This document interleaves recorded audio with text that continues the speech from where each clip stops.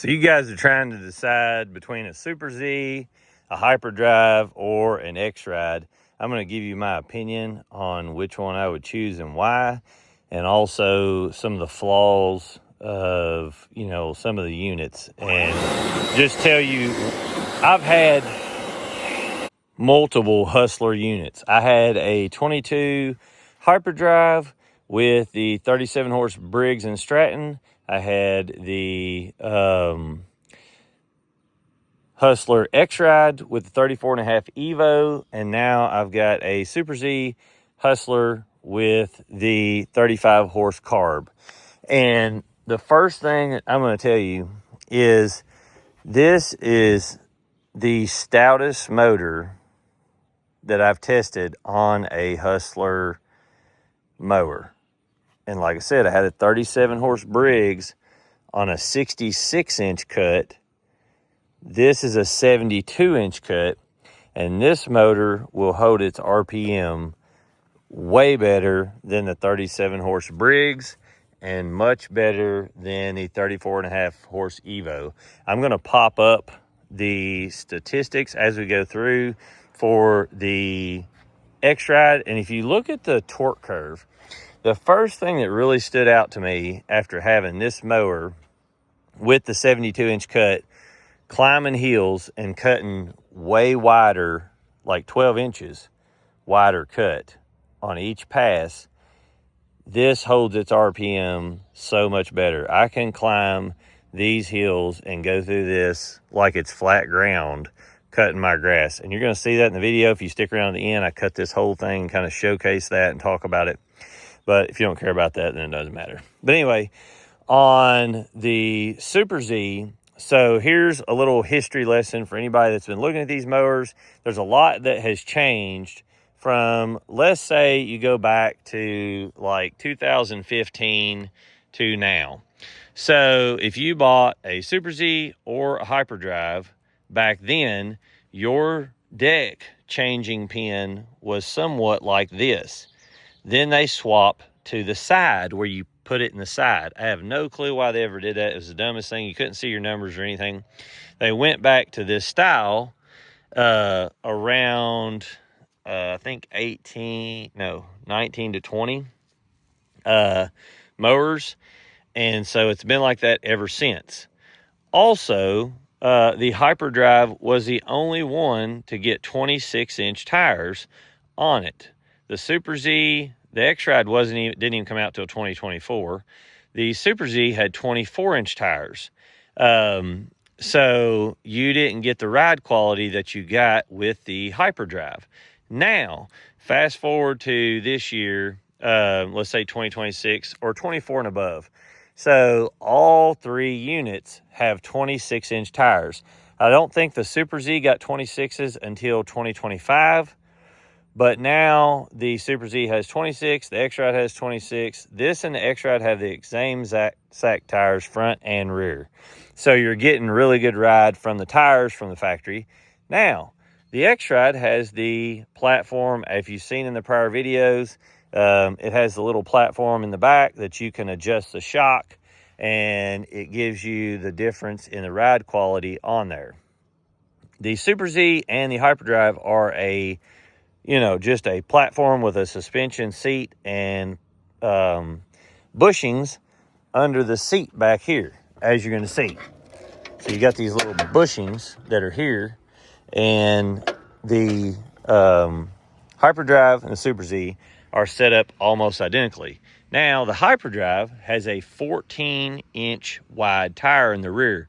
So if you get the 72-inch deck or the 60, you're getting a really wide tire, 2 inches wider than what's on this. Now, I had a 66 Hyperdrive. I've had this and the X-Ride, as I mentioned before. So, like I said, the first thing that I noticed is the Hyperdrive with the 37 Briggs felt a little bit stronger climbing the hills and stuff than the X-Ride. Not much. That Briggs and Stratton did not hold its RPMs well. The X-Ride is about 1,500 pounds, 1,550. This is about 1,600 pounds, and the HYPERDRIVE that I had was about 1,650 or so. And the weight on them plays a big role in it. But if you don't have the torque to carry the weight, run the hydros, and, you know, have the deck cut, and keep in mind, the X-Ride had the littlest deck, had a 60-inch deck. So if you're looking at an X-Ride, we'll start there. If you're looking at an X-Ride and you have flat ground, you're not climbing major hills and stuff, I think that would make you a great unit. If you have, these hills do not look big. I know in videos they just look like they're just flat, but when you crest that part where you can't see, it literally just drops on both sides.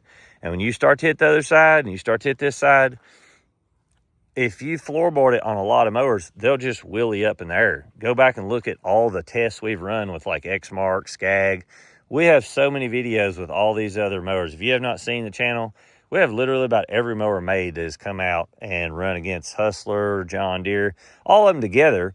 It's not really to show you guys that Hustler's better than everything else. I don't think that at all in every category. I do think there's things that Hustler shines on. I think there's things that Deere shine on. I think there's things that X-Mark, Skag. They all have their place. You have to decide that. We're not really trying to knock one down or the other. I just want to show you guys everything to make the best possible decision.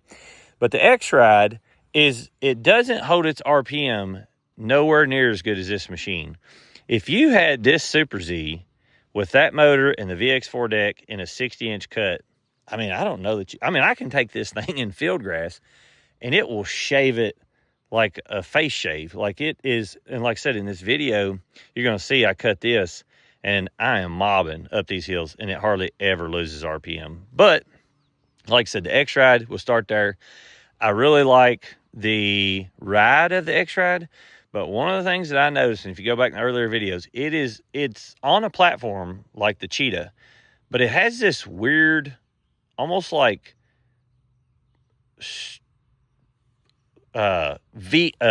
curve kick to it because the platform's like this, and I just didn't enjoy that. The seat height is higher. The power delivery, like I said, isn't as good, and you can't get that mower with anything other than a 34.5 horse Evo, and the torque curve just is nowhere near what these motors are here. The next thing I'll say is the fuel consumption. So this is a 72-inch deck. This has the 35 horse carb Kawasaki. It's not fully broke in. It's only got about 10 hours on it. So it has 11.5. So it has 11.5 on it. About 20 hours are really broke in. I'll change the oil then, put full synthetic AMSOIL in it. But this motor here uses, so far, it's using about 2 gallons per hour. We'll say 2 to 2.1. The X-Ride was identical to it, and it was a 60-inch cut. So this mower setup with the 72-inch cut and the 35 horse carb, which is way stouter, is way more efficient than the X-Ride. So that's going to make your bottom dollar when you're cutting and you take these mowers out. You're going to make more money with one of these because you get 2 from down, cut everything down quickly. And it would be even more efficient if it was running a 60-inch deck. So the X-Ride is really inefficient, and I think it's a combination of that motor and the ZT 5400 pumps. I truly think them things are power hungry. There's people that disagree with me, but I think that this setup is more efficient. It's a 21cc setup, and we're going to get into that because there's a difference in the HYPERDRIVE and the Super Z. And I think that this is, I know it's a more efficient setup because, like I said, I'm cutting 12 inches more grass every pass. And I've tried this multiple times, and it's using about 2 gallons per hour. Now, when we had the Skag Cheetah out, 61, and then I bought one, it had the 38 horse Kohler on it. I really like that motor. A lot of people say it's junk or whatever, but I really liked it. You can go back and look in the shorts. I think it was using about 1.4 to 1.6 per hour at a 61-inch cut, which was way more efficient than the X-Ride. So to me, the X-Ride, and I don't think the X-Ride rides any better than these, especially if you put the flex forks on here. One of the things about the Super Z and the HYPERDRIVE is they're longer. So you have a longer stance and it's a wider stance.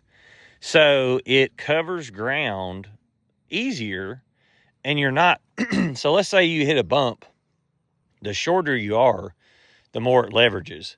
And also, this part bumps on a hill and you run into it faster in the back, then you've got both of them bumping. You have a few more inches to let that calm down in the front with these versus the X-Ride. Now, on the Super Z and the HYPERDRIVE, one of the things that you're going to see difference-wise is the pump and motor setup on the wheels. So you have the same capacity and the same filter in this hydraulic tank, but you have a different pump and wheel motor setup. This runs a Parker wheel motor and a hydraulic or hydro gear pump on it.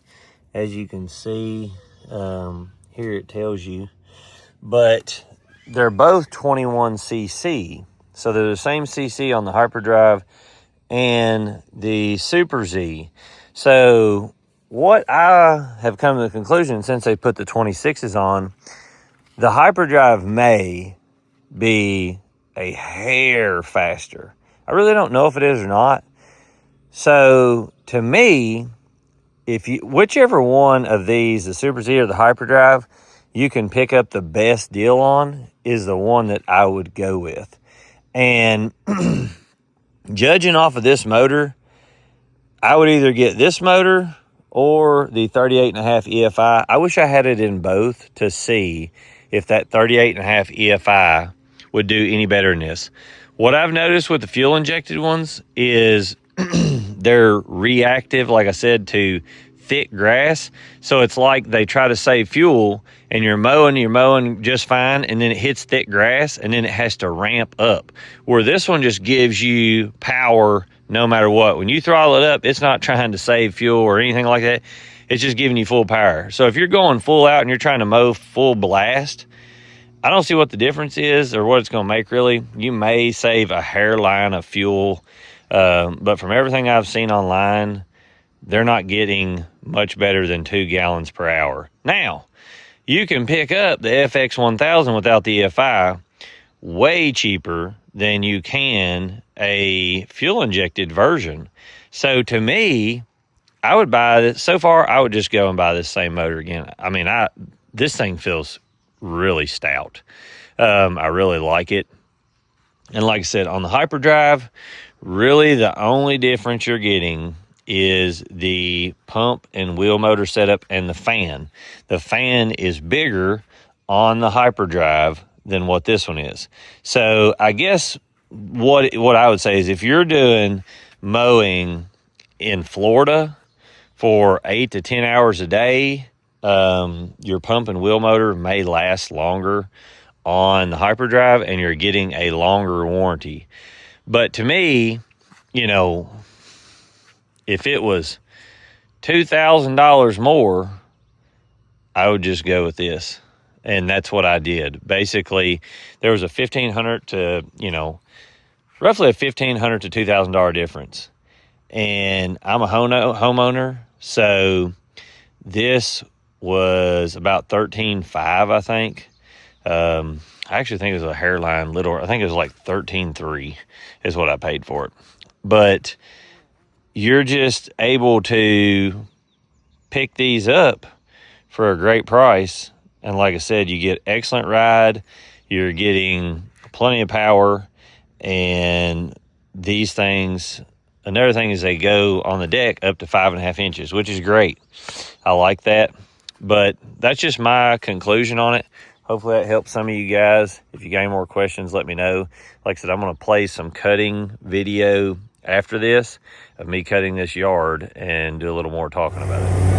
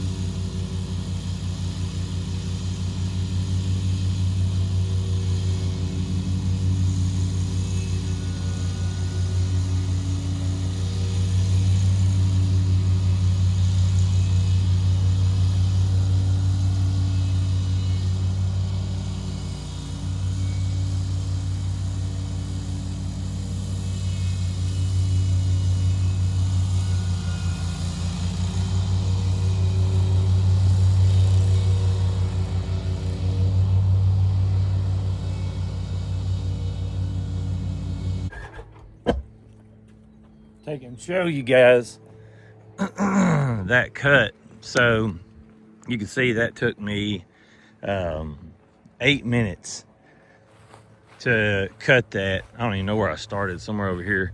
But the 72, it just lays such a wide stripe. You can cover so much ground so quickly.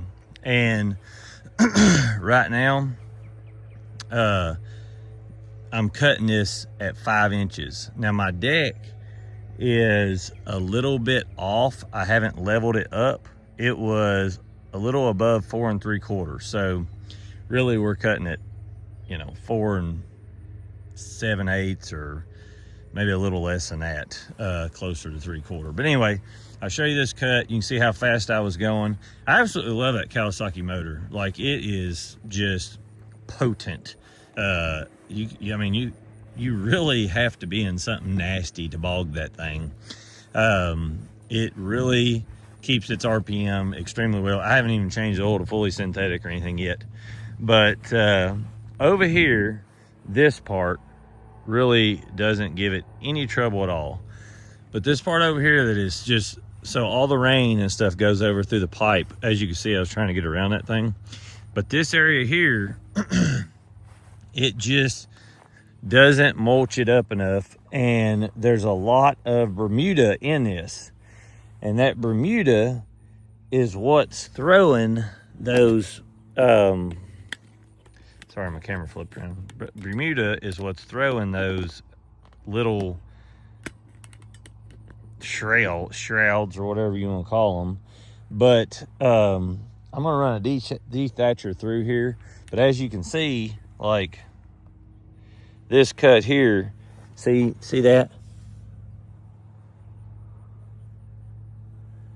But this is the hardest part to cut through here, like the last, I don't know, 8 rows.